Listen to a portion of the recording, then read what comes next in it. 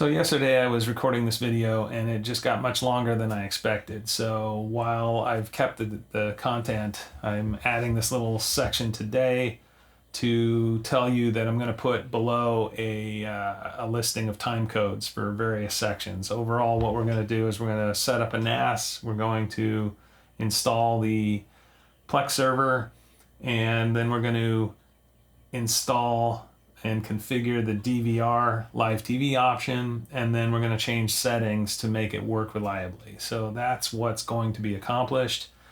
I'm sorry the video is longer than I expected. Look below and I will put time codes of the various sections, so if you want to just jump ahead you can. And I will also in the description below put links to the various components that I used to make it work. So thanks for your patience, and with no further ado, we'll jump right in.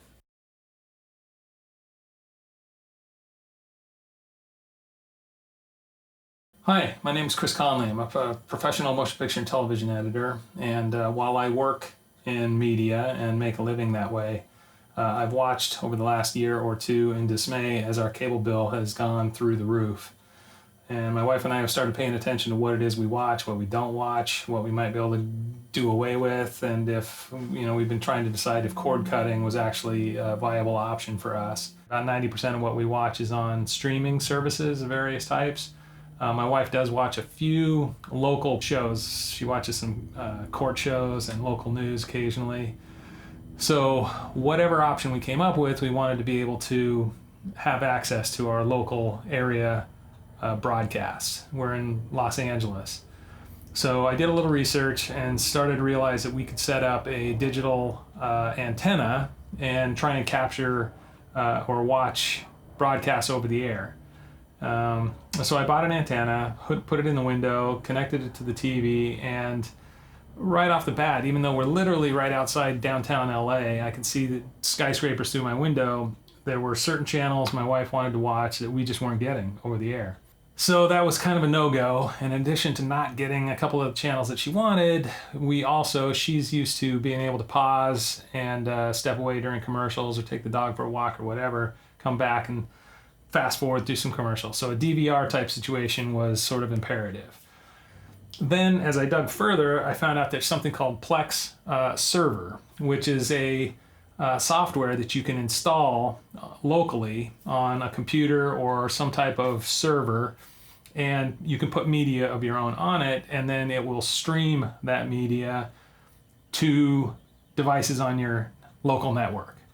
Well, digging a little deeper, it turns out that Plex has what's called a Plex Pass, which is a small monthly fee, $5, or you can pay annually, or you can pay for a lifetime fee.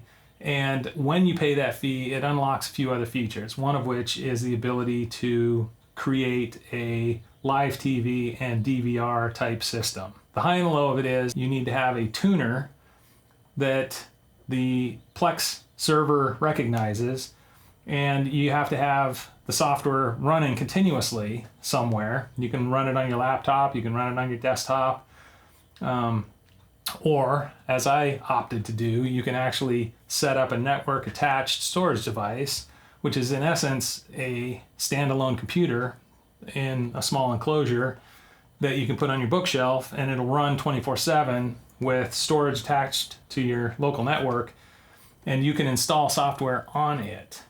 You can pick up NASs, network attached storage devices, for all kinds of reasonable prices, but you do, depending on your requirements or your desires for this Plex server, if you want it to be able to stream multiple channels at once, or you want it to be able to stream higher definition, or transcode several channels and store them locally, you need to have a NAS that has a CPU that's powerful enough and has enough RAM to do the job. So I dug in, did a bunch of research, and it turns out that probably the most reasonably priced box that seemed to fit the requirements for being able to DVR, capture, playback, and store live broadcasts was the Synology 2-bay NAS. The Disk Station DS220 Plus is the one I bought. Once again, it's not just a drive enclosure, it's a computer. It has a CPU in that enclosure. It has 2 gigabytes of RAM out of the box. Some reading that I did suggested that you in fact upgrade it to the 6 gig, which I did. That is an extra $100, roughly 90 bucks. So right off the bat, you're looking at 300 plus another 100, you're up to 400 for this box. And then you need to put drives in it. So I went ahead and bought 2 of the Seagate Ironwolf 4 terabytes.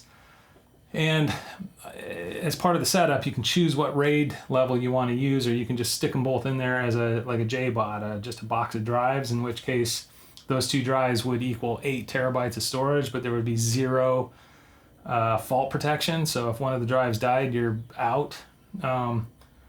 So I went ahead and set it up as a RAID 1, I believe, which cut the storage in half but provides full fault tolerance. So if one of the drives dies, you've got the information you need to rebuild your system.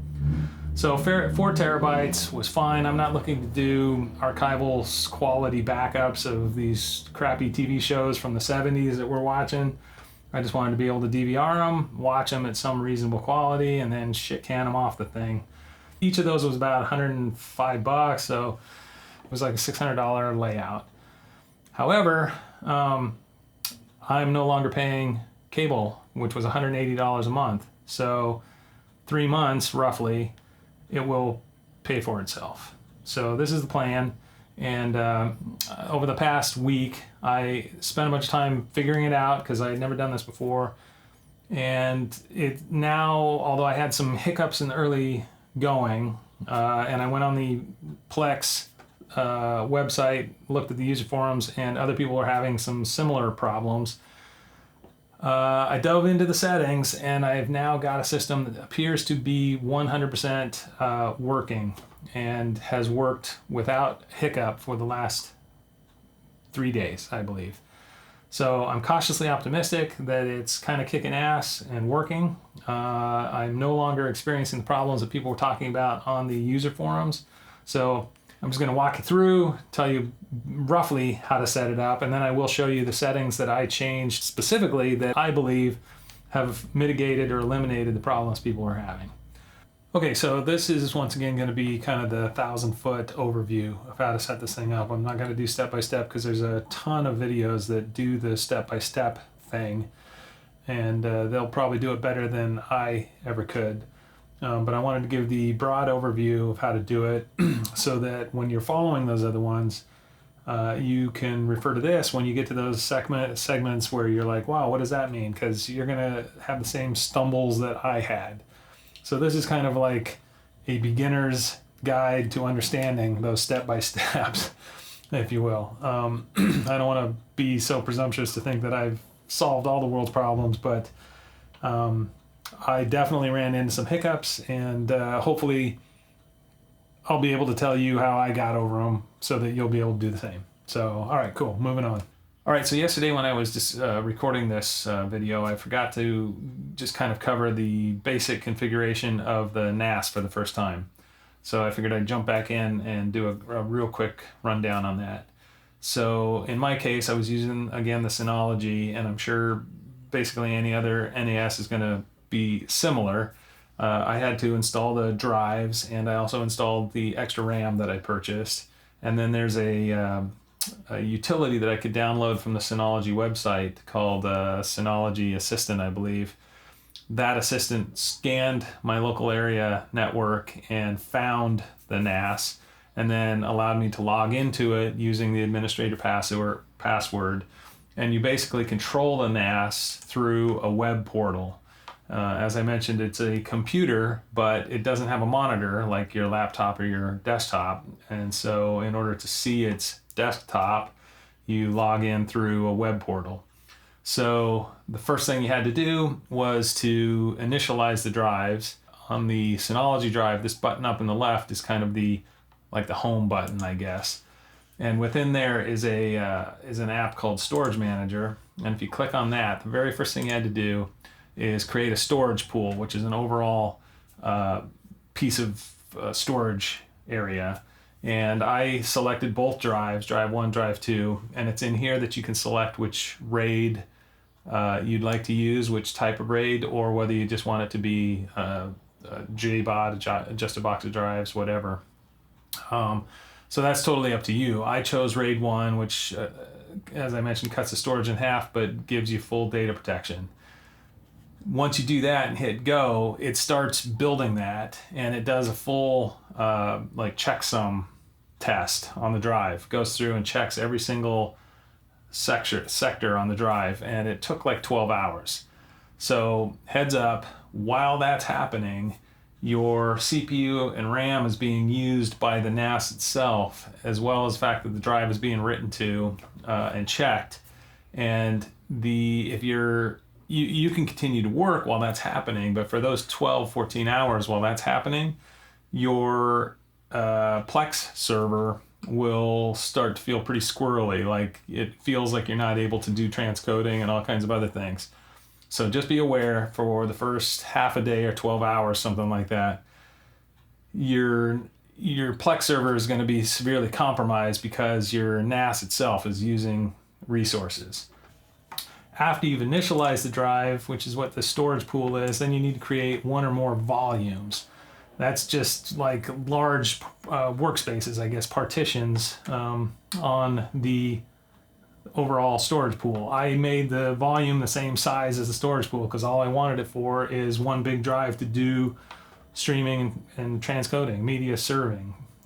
So my volume is exactly the same size as the storage pool, but you could set it up, I suppose, if you, the other thing you can do like a NAS is connect it to IP connected surveillance cameras. And you could have a surveillance system with 24-hour recording, and you could have your cameras record to another volume or something. So anyhow, you set up a volume, and once you do that, then you are ready to start installing software onto this NAS to do what it is you want to do. So this, on the Synology drives, this package center is, for all intents and purposes, like a app store for Synology NAS devices. And if you go in here, you can see there's all kinds of stuff you can install. So for tech geeks out there that want or have an interest, you could install your own web server for the household or small business or something. You could install PHP, Pear, Python, Node if you want to do JavaScript Node development. So there's all kinds of stuff you can do. But I was only interested in installing the Plex media server for my use case. So they have a real quick and easy Plex media installer here. However, it shows that it is version 1.185 something or other. If instead you go to the Plex.tv site and go to the download, you can download the most recent version of the Plex media server for either Mac, Windows, or notice there's a whole bunch of NASs accounted for here. So this, I would say, look on this list. If you're looking at something other than the Synology, make sure it's on the list. Asus Store, Drobo, FreeNAS, Netgear, QNAP, Seagate, Synology, which is the one I got, TerraMaster, Unraid, Western Digital. So those are the ones that specifically have NAS installers. So I downloaded for Synology, and it shows that the most current version, which actually came out last night, so I don't have this installed yet. This is a much newer version than the one that is sort of available in the package store on the NAS system itself. What you will do now is back on your NAS, instead of hitting install here, and it's showing uninstall because I actually already have the Plex server installed, but on a version install, you'll have the option to install it. But rather than run it off the package store, all you do is, having downloaded the most recent version, you hit manual install, and you literally browse to the downloaded version that you just got. I'm not going to actually do it because I've already installed it, but it'll literally install from your local hard drive onto the NAS. Boom. And it'll show up. And this box up here on this NAS is like kind of the home button or something. And you can see that the Plex Media Server just installs. Boom, right there. And when you hit it, it opens up and you can see what the hell's going on your local NAS. Now mine is already configured and running. So this is a little bit further down the road. But of course, when you are doing it for the first time, it'll show up and there'll be some configuration and some things that you go through. And you can find step-by-step instructions for that online.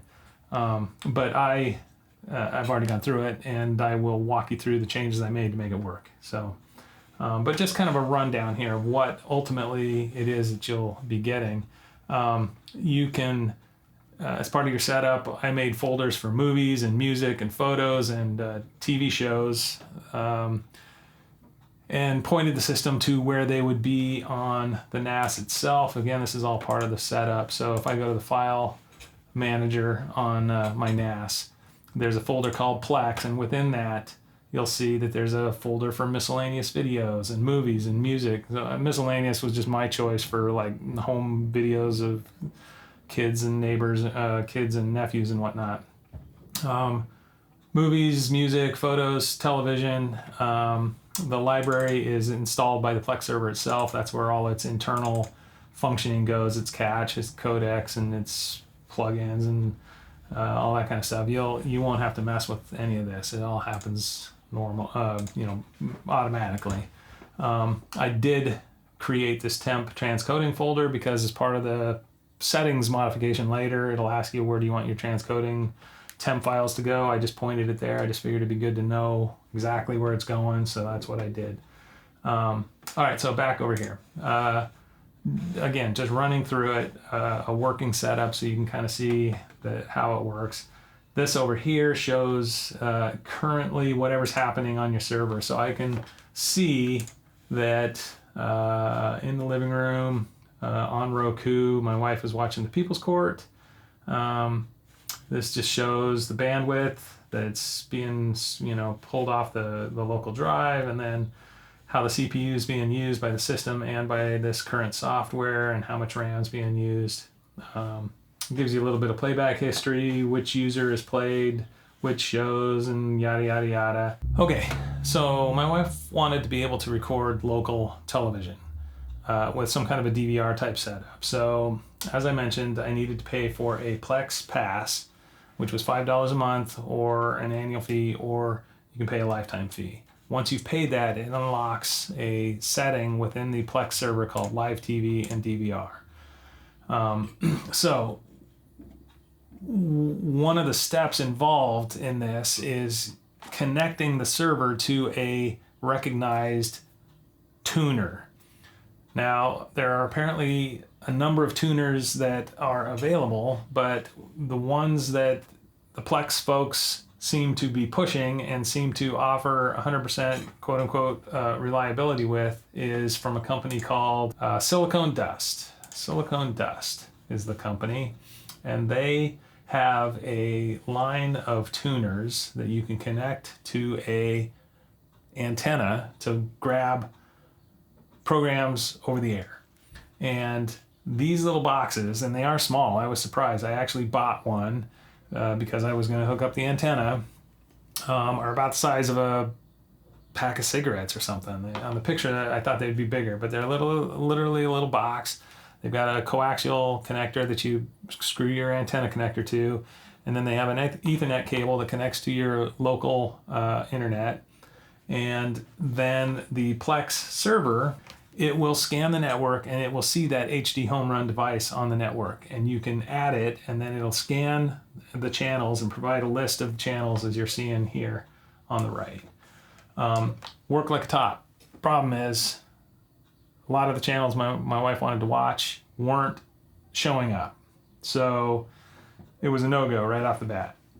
So I went in search of a new way to get local channels, and I stumbled across a service called Locast.org. Now, this is an interesting site, and apparently there is the potential for some legal roadblocks for this organization, but they seem to believe they're in the right here. What they do is in these areas around the country, so if you happen to live in one of these markets, and you can see they're slightly shaded areas, I'm in Los Angeles, they capture the local broadcasts over the air, and then they digitize it and then stream it on a local IP to the area that would have gotten those channels over the air for free anyhow. And I guess there is some provision in the copyright law for simply passing on a signal without profiting from it. So they've set themselves up as a not-for-profit, and they ask for donations. And full disclosure, you have to donate in order for the DVR function to work. But it was worth it to me because the signals come in perfectly in the Los Angeles area.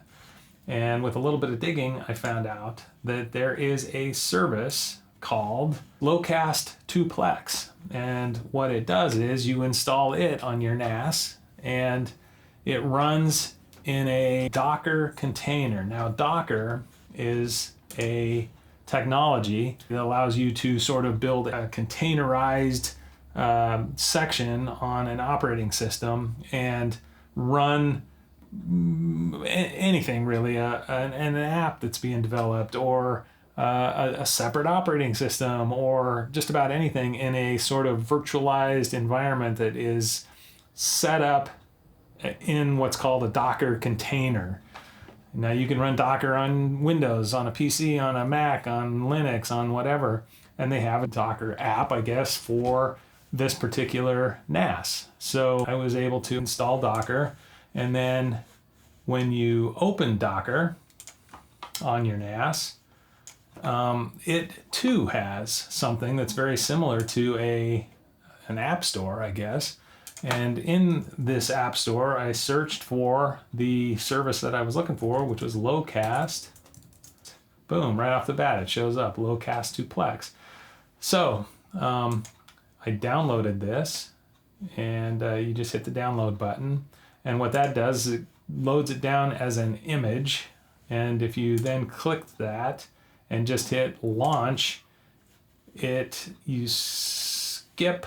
I don't want it to run the first time because there's a little bit of configuration that I need to do, but it creates what's called a container in which that service will run. Now, the reason that that's important is because that service requires Python. It requires several things, and it's all pre-packaged in this Docker container. It's pretty slick, so you don't have to worry about configuring Python and all this other crap. It's sort of pre-taken care of for you by this Docker thing. So I've got a working container of it here. This is the one I just built. But to get this up and running, it won't just run instantly as is. You do have to create what's called a config.ini file on your local system, whether you're Windows, Mac, Linux, or even on your cell phone if you're setting this up. And in that file, you need to have your Locast username and your Locast password at the very least. And I will publish in the bottom of this video what this config.ini file looks like. Once you've created this file, then you select your container, which you have not yet run, and you have to point, because this is running in its own sort of virtualized slice of the operating system, it's got its own path within that container. If you're familiar with your operating system in any way, shape, or form, you know that it's got like a lib path, an environment path. It's got all kinds of things that the operating system expects to be in certain places at any given time, and that's called the path. So in this container, you have to point the path to the config.ini file that you're going to upload. That's about the extent of the configuration that you got to go through, but figuring it out without someone actually kind of pointing you to it was a bit of a pain. So once again, what you do, I'm just going to go one step at a time here. If you go to the file server, the file manager, I created a new folder called Docker. I don't know that I'll ever run any other containers within Docker, but who knows? So I created a folder called Docker. Within that, I created another folder called Locast2Plex. I figured anything related to this service, I'd put in this folder. I uploaded my config.ini file by simply selecting this folder, hitting upload, and you select upload with overwrite, and you find the document on your local drive, config.ini. So I'm not going to re-upload it, but anyhow, I created it locally. This is what the config.ini file looks like. It needs to show the Plex accessible IP of the service, your Locast username, and your Locast password. You can tell how many tuners you can use, and I think Locast limits you to 3 or 4. That's the number of channels you can look at any given time. And this is actually generated by the system as it goes. So anyhow, you select that, you upload it here in this folder is where I uploaded it. You can put it anywhere that you want, obviously. All right, so having accomplished that, the first thing you need to do is you come into your container, you hit edit, you go into volume, and you want to add that file. So you run over here, you grab it, and you say you add it. But you need to put it into the path of that container. And it took me a while to find this, but the path is /app/config.ini. That's where it expects to find that file. So that's what you have to type. That path will then point to this file. That is the majority of the configuration that you need to do. But what you also need to do is the service is going to report on a special port, and that is 6077, I believe. Yeah, 6077. So that's the other piece of configuration that you need to do. I want to add 6077 for TCP, but here's the trick. That is the port that the service is going to present information on. You need to make sure that the container has the same port that is being reported to the outside world. So you basically have to go on this local port and you have to add the same number here. So long story short, that's what you got to do. That's the extent of the configuration. You have to add the config.ini, and you got to program that port so that the container kind of passes through to the outside world on the same port. Boom. Hope that makes sense. I'm going to get rid of this container because it's actually not doing anything. This is the one that I have that's working. So, all right, having done that, then you can hit go and your container will run. And the whole point of this Locast2Plex service is that over here on your Plex server, when you go into your settings and you go to live TV and DVR, you can add a tuner and it'll scan your network looking for tuners. When I use the HDHomeRun Connect little box, it found it right off the bat. When I'm using this service, unfortunately, it does not. However, there is a button right here that says we don't see a home run device on your network. Do you want to add the address manually? You say yes, and you type in that IP detectable address that was in your config.ini. It's 127.0.0.1 and then colon and the port that we were just talking about, 6077. And it will find it, and it will trick Plex Server into thinking that that is one of those HDHomeRun Connect tuners. And so it will scan and find all the channels, and they'll populate this list like so. Pretty cool. Once you're there, you're 90% of the way home. The first thing you got to do is there are two cog wheels here. There's a cog wheel for the kind of the cheated HD tuner, and then there's further DVR settings. So let's jump into these, and I'll show you the settings that I'm using here, and then we'll jump out and we'll take a look at the overall settings for the rest of Plex Server that I think mitigated or have so far thankfully completely eliminated the problems people have been having with DVRing live broadcasts lately. So the tuner cogwheel here. You jump in, it shows that it has found the tuner on this IP address at that port. It shows you can pick your channel guide. I use the one that it picked automatically, and that seems to work perfectly. Now, this is a setting that I changed, and it seemed to make a difference to me. The default is off, convert video while recording. If you read underneath, it says experimental. This can save disk space and improve compatibility. However, converting requires a fast CPU. So at first I was nervous about this. I left it off because I didn't want to choke my CPU in the NAS. But I was getting problems doing DVR recording where periodically it would throw an error and say, I forget what the message said specifically, but it was I was getting multiple errors, unable to tune this channel, unable to copy this channel to local storage. There was several things that were happening. I took a chance. I was just messing around, seeing what all these settings did. And so I'm not 100% sure which settings were responsible for which improvements, but when I set this to transcode, while it did cause CPU usage to go up when things were being recorded and transcoded in the background, it never choked it and made it stop. And in fact, it made the system begin to work without throwing those errors. So I recommend right off the top that you use this experimental feature and put it on transcode.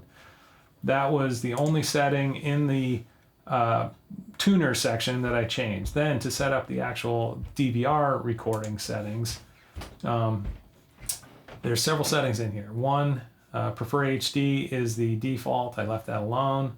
Replace lower resolution items. Got it turned off. I assume if you had two versions of the same media, it would keep the one that was higher, but I haven't tried it yet. Allow partial airings just means if you're setting this up in the middle of an episode of something you want to record, it'll take off and start recording it right away. Otherwise, it'll wait till the first full airing of it.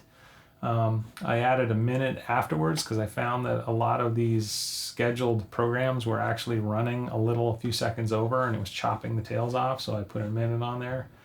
Now, down here, this detect commercials is really pretty cool. Once the entire program has been captured, you can have it scan through it looking for commercials, and it will take them out if you put it to delete, or you can have it find them, and then it puts a little button down there that says skip commercials, and you can hit that and it just skips to the end of the commercial. It's not perfect, but again, it was saying that it takes high CPU usage and blah blah blah. I turned it on, I've used both, and it has not choked the DS220 Plus. So I recommend that you turn it on. Now, for episodic shows, I do use the detect and delete, and it's been working perfectly. My wife watches these courtroom shows, Judge Judy and whatever. There's a weird anomaly. It works fine, it finds commercials and skips them or deletes them, but the very last commercial break, without fail on all these shows, it somehow fails to come back after the last commercial break and play the verdict. So when I set it on detect and delete, the verdict was getting chopped off in every one of them. So that was obviously not going to work. So I tried this detect commercials and mark for skip, and that works perfectly, but it has the same problem. It'll skip. There's usually 3 commercial breaks in a half-hour courtroom episode. The first 2 work fine. The third one, if you hit skip, it jumps to the end and you miss the verdict again. So, but at least you can back it up and then watch the verdict. I don't know what it is about those courtroom shows, but all the ones that my wife watches have the same problem. Just so you know. But for normal episodic, when I did Starsky and Hutch and Matt Houston and whatever, time tunnel and blah blah. It worked fine doing the mark commercials and delete. So loving that. I turned this off because it takes forever to scan the program guides, and even though it does it at 2 a.m. in the morning, I feel like, and I don't have empirical evidence to support this, but I feel like it was screwing up my my recordings. Like it would scan, and then I don't know if there was a difference in the something in the database, but the next morning it would skip some of the shows that I had scheduled to record, and I was having all kinds of problems. So when I turned this off, figuring why do I need to update this program guide because it seems to be 100% reliable and predictable, I don't need to be updating it. It solved a bunch of problems, it seems to me. Let's just put it this way. Since turning that off, I've not missed a single program that I've set to record. And I can show you, if you go here, this is the DVR schedule. So it starts at 2 o'clock in the morning with All in the Family, does some Dragnet, does my wife's courtroom shows all during the day. And after it's recorded them, they have these playback things. Prior to making these few changes, a large percentage of these would be skipped, and I'd have a little triangle with an exclamation mark warning here instead of a playback. If you clicked on it, it would say, show you what the error was, unable to tune or unable to copy media to local drive, or there was a number of things that were going on. But for the past 3 days straight, it has been 100% reliable. Even in those blocks when I have multiple shows recording at the same time on different channels, it has not missed a beat. So I would suggest on the live TV and DVR, those few changes. I would go ahead and use the experimental feature in the device settings to transcode. And in the DVR settings, I would turn off this perform program guide. Now that assumes that you're using the Locast2Plex. If you're using one of those HD tuners, I suppose, I don't know what would happen if a day came when one of those channels just wasn't available to you over the air for some reason and it tried to record, if it just throws an error and moves on, or if it does bigger problems. But in any event, blah, blah, blah. We'll using the Locast2Plex, this is working like $1 million. Okay, so we've kind of got the DVR and live TV section set up. I'm just going to jump to the top and just do a quick, again, 1,000-foot overview of all these settings. And if anything jumps out at me that I changed for the better, I will let you know. So starting at the top of the settings, and this is found by hitting the settings tool over here. In the account tab, this is just kind of an overview of your account. You can see that I'm a lifetime Plex Pass member, and I've also got a Tidal music account attached, which is great, by the way. I can stream music videos through the Plex system and music. I'm enjoying it quite a lot. So anyhow, moving on. This is just a section where you can turn on or off the Plex provided media. Like, I didn't care about Plex's live TV. It's all advertiser supported stuff. So I didn't care about their live TV or their web shows, their podcasts, or their music, because I was already using the Tidal. I did leave the TV, the movies and TV thing on. Occasionally something interesting would show up. Authorized devices, it just shows everything that has connected to your local service. Webhooks, if you're a complete geek and you want to try and figure out how to program Alexa to control your Plex, I guess this is where you would do it. I haven't messed with it at all. Users and sharing. Everybody in my house just logs in with my account, but if you had roommates or something, you could set up managed users or private guests or things here. Moving down the list, you can set up the language, whether or not you want to stay signed in. You can set up 12 or 24 hour. I don't think I changed any of this. Okay, now this is the quality is the first place where I made a change that I think made a huge difference. First thing, you got to turn on the advanced settings because it's not on by default. And This top setting, automatically adjust quality, is on by default. However, it's a beta setting, and when I first set this up and I was trying to watch live TV, I was almost like 90% of the time when I click on a TV channel. I can show you what that looks like. This is the guide. This is all the channels that are available through that Locast service. So if I wanted to click on one of these shows, it would 99 times out of 100 say unable to connect. And it was very frustrating. Let's see if it connects here. I don't want to get, it should. Over at LA. Okay. So it connects and it will play live. So that's the behavior that you would expect. But I would get errors. Unable to connect, unable to connect, unable to connect. And it was very, very frustrating. Well, as I started messing around with these settings, I turned this off. And voila, all of a sudden, I didn't get that error anymore. I clicked on these things and it started to play. So I started to get a healthy skepticism right off the bat for anything that was automatically set by the Plex web server. I'm not sure what's going on. And again, I'm not privy to what's under the hood, but when I turned this off, I was able to start watching live TV. With this on, it was almost always telling me unable to connect, unable to see the tuner, unable to something. Turn it off, turn it off.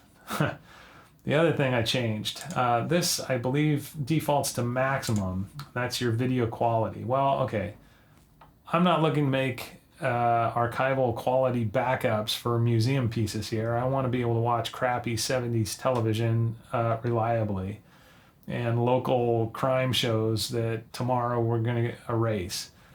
So I turned this way down to something that was watchable, but nowhere near archival, 2 megabits a second, 720p. And again, between that and that, seems to have solved almost every problem. Again, I didn't want anything automatic. I just started to distrust anything the software was trying to set automatically. I figured I would set limits on everything myself, and it seems to have been very beneficial. I think it's helped.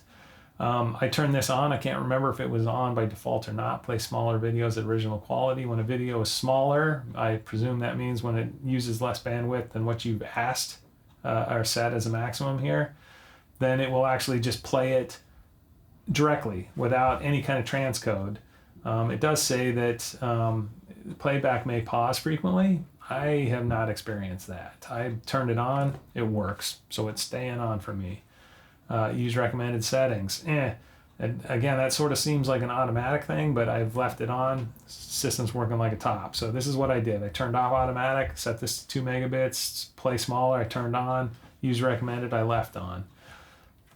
No problems. All right, going down the list. Debug, direct play and direct stream, I turned on if they were not on by default. Again, this just, if the whatever system you're streaming to can play the file without transcoding, it'll just play it.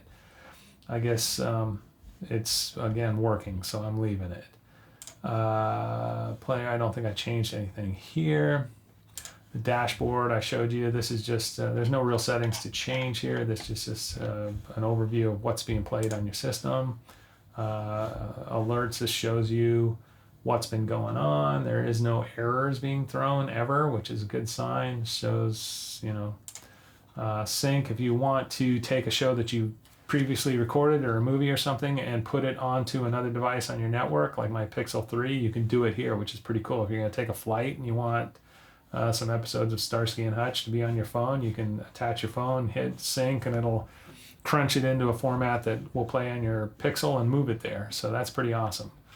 Conversions is, while it's doing that, I guess it'll show up here. I haven't played with it too much, but there's no settings to change there near as I can tell.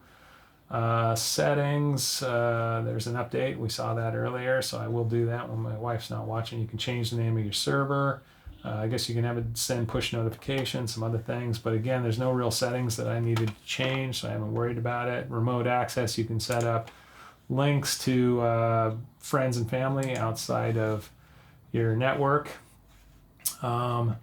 Let's see, I haven't changed anything here. Library, okay, I did make a change here. This is when you put new media in your library, it will scan your folders and update databases and whatnot. This scan my library automatically is on by default. It takes a long time, and again, it's just my guts telling me when I was having all these problems that things that take a lot of time and sort of happen automatically, I was dubious about. So I turned that off and turned this on. Run a partial scan when changes are detected. In this case, it only runs a scan on the folder that was changed as opposed to the entire library.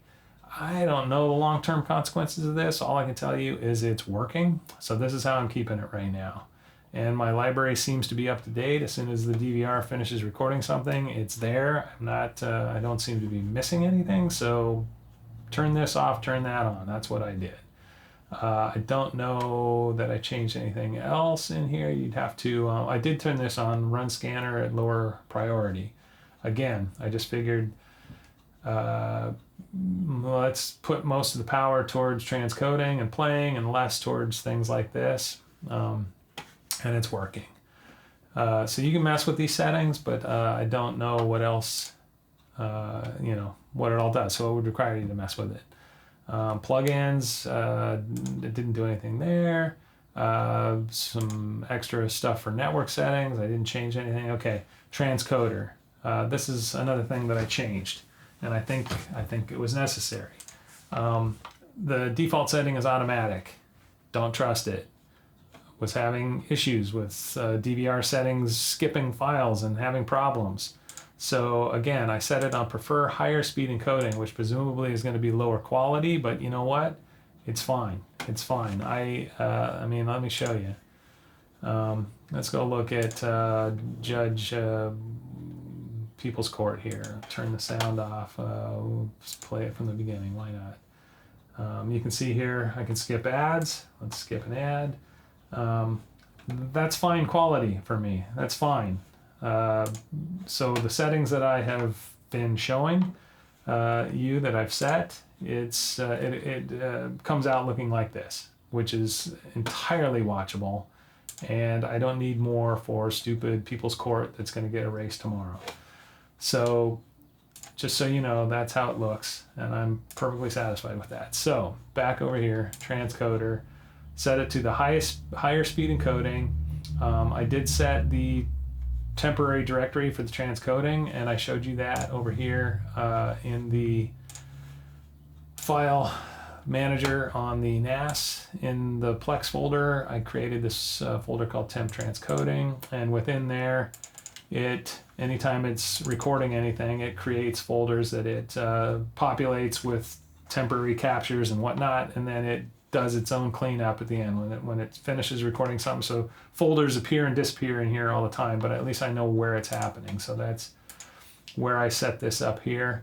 I don't know what this is, but 60 was the default. I don't know if that's, I guess the amount of seconds to buffer before throttling the transcoder.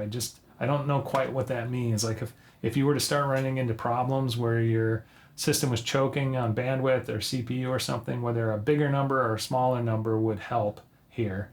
I haven't run into the problem yet, so when I do, I'll test it, and if something meaningful comes out of that, I'll report back. And again, I set the background transcoding to super fast. I think it defaults to like faster. But again, I'm not looking for archival backups here, so I didn't want to go like the lowest quality, but super fast and higher speed here seem to have solved all the problems that I was having. This is on by default. I left it on. But the rest of these were on by default. I did set a maximum number of video transcodes that could happen to 4. It was just an arbitrary number. And I've run 4 shows at a time. I just set them up to record, and I've watched the CPU meter, and it creeps up to about 80-90%. It gets up there. and I've held my breath thinking it was going to just, blow springs out the back or something, but it has not. So 4, just as an arbitrary number, seems to be right with the rest of these settings on this particular box. If you bought something with a more powerful CPU, you could probably creep that up, but I don't know how many people are going to be recording more than 4 shows at a time anyhow. Languages didn't change anything. DNLA, I don't even know what it means, didn't change anything. Scheduled tasks, I believe I left all of this alone. This is, by the way, though, because this was populated by the system, this is where I figured out how to set the transcoder folder in the transcoder settings, because, as you'll notice, it showed that volume 1 Plex library, I was able to kind of look at that and go, oh, that's how their folder structure, file structure is set up. So I realized I needed to put /volume1 /Plex /my temporary folder that I had created in place of that library. So this is just so you know where I got that. I'm no super genius, but when I saw this, I went back to this and put the same thing here to get to my created temp folder. Okay, enough rambling. The rest of this I do not believe I changed because I don't know what it means, any of it, and I'm not having problems, so I left it alone. It's all database maintenance stuff. Extras, don't even know what this means. Apparently, like if you rip movies and add them to your server, the Plex Server software will go out online and find trailers for them and stuff. I'm kind of speculating. I think that it might be able to sort of fill your movies folder with extras and things related to the movies that you've added. So I'll play with that more as I go. Libraries, this is the libraries that I created earlier, and you will too when you set up your Plex server. I created a folder for movies, TV shows, music, photos, and other videos for family videos and stuff. You can change some settings like when they get scanned and whatever. Let's see, optimized versions, nothing to show here. I guess when things are transcoding, like if you're making a version for your phone, it'll show up here. The live TV and DVR, we've already gone through those, and that's it, really. So those were the settings that I changed. And by doing that, I have now had a 100% for the past 3 days happy, successful, and totally reliable experience. You can see the numbers of shows that I'm recording, and several of those shows record on multiple channels at the same time block, and it has gone absolutely without a hitch since making those changes. Very, very happy. Very happy. So we have successfully cut the cord with a $600 investment, roughly, buying the NAS, the storage with extra RAM. I guess that doesn't include the lifetime pass to Plex, which I went in and paid for. I think it was $120. I guess you could do $5 a month, but I just bit the bullet and went for it. I bit the bullet and went for it because I was super excited with some early success, and then immediately I started having those problems with the DVR transcoding saying couldn't connect, and I was like, oh my god, I spent $120 on something that I can't use, and I was really pissed off. But now I'm back to being ecstatic again because I went through and messed around with those settings, made those changes, and it seems to be working 100% reliably. So fine.